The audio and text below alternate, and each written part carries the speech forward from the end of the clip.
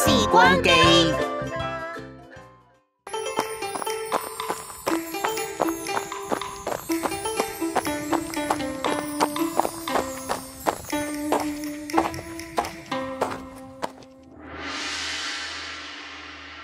金縷衣，杜秋良。勸君莫惜金縷衣，勸君惜取少年時。花開堪折直須折，莫待無花空折枝。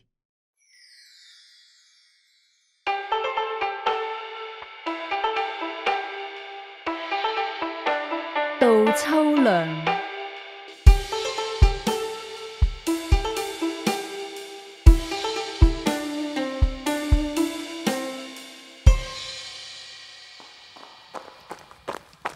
秋妃，大事不妙啦！如此慌張，所謂何事啊？王子被廢，秋妃你從此要離開宮廷，返回故鄉啊！啊！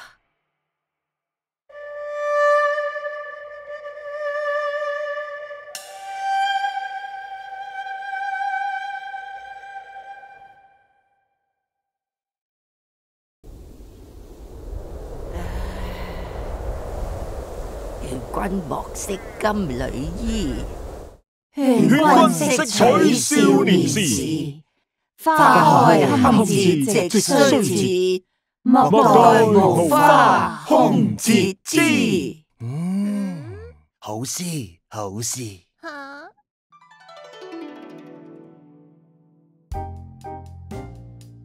貓貓老師，究竟邊個係杜秋良啊？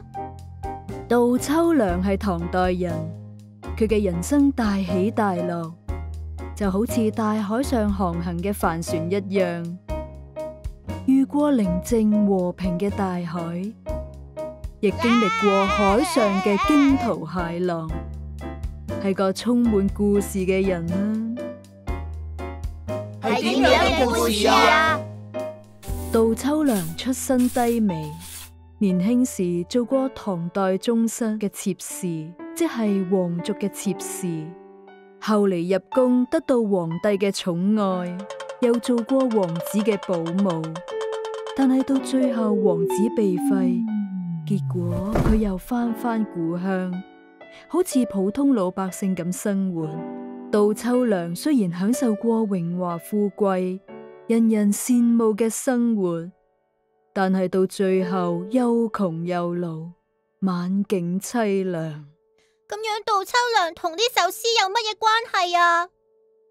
就係因為杜秋良對名利得失有深刻嘅體會，所以先能夠寫出《金縷衣》呢一首詩。咁乜嘢係金縷衣啊？金縷衣係用金線編織而成嘅名貴衣服。喺首詩裏面，係代表住所有貴重嘅物品同一切物質享受。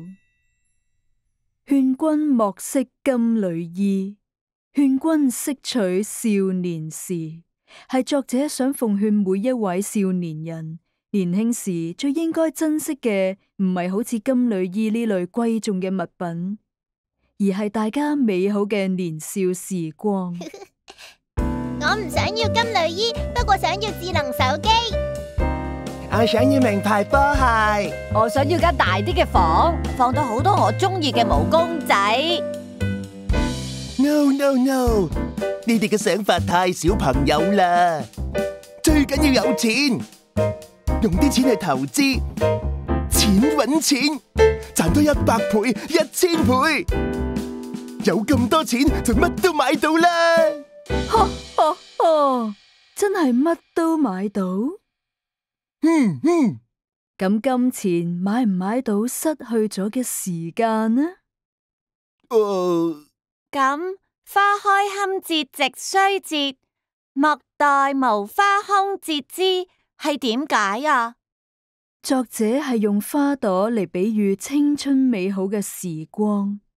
花開堪折直須折，莫待無花空折枝，就係花朵盛開，可以截取嘅時候，就要及時截取落嚟，唔好等到所有花朵都凋謝脫落晒，先去截取剩低嘅樹枝。作者係要我哋把握住青春年少嘅時光，唔好等日子過去，老咗先嚟後悔。你哋仲細個，唔明白呢個道理，大個咗就會明白噶啦。切，幾時先等得到我變大個喎？啊，貓貓老師，我哋可唔可以坐時光機去未來睇下啊？哦？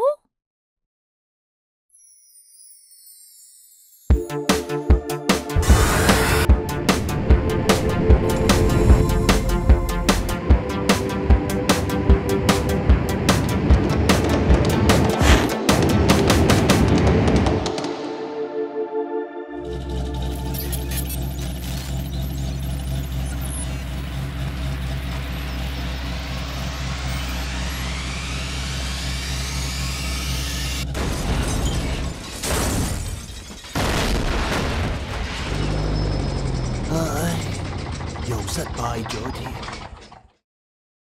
柯哲哲先生，你已經係億萬富翁啦，點解仲想擁有一部時光機呢？記者小姐，我小學老師曾經問過我，有乜嘢係用錢買唔到㗎？唉，幼小魚，佳佳，敏敏。Cherry， 如果可以嘅話，我想再同佢哋一齊用功讀書，一齊努力學習，一齊玩，一齊跑，一齊笑啊！